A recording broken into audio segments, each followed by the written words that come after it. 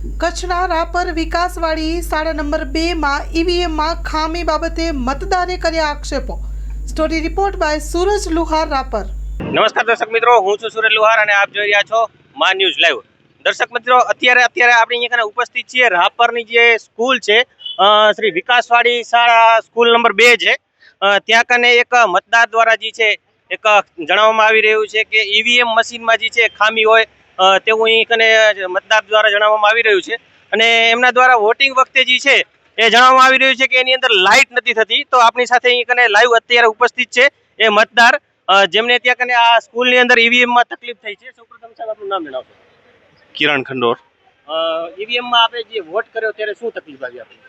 જે 4 વોટ નાખવાના હોય, 4 વોટ સામે મેં ક્લિક કર્યું પણ સામે લાઇટ થવી જોઈએ, લાઇટ નથી થતી।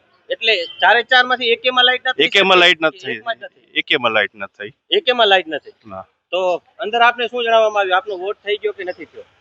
એ ભાઈ એમ કહે છે કે તમારો વોટ થઈ ગયો છે, પણ મને એટલે ડાઉટ લાગ્યો એટલે મેં પૂછ્યું, મેં કીધું કે લાઇટ કેમ નથી થતી?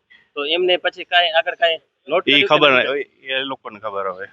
અચ્છા, તો દર્શક મિત્રો, આ મતદાર દ્વારા જે છે એક આ ઈવીએમમાં ખામી હોય તેવું અહીં કને સ્પષ્ટ દેખાઈ રહ્યું છે। અને એ લોકોએ પણ અંદર જણાવ્યું ખરું એમને, હું અત્યારે એમની સાથે જ હતો અંદર વોટિંગ વખતે, અને એમને જણાવ્યું કે આની અંદર જે છે એક લાઇટ નથી થતી જેનો પ્રોબ્લેમ આવી રહ્યો છે।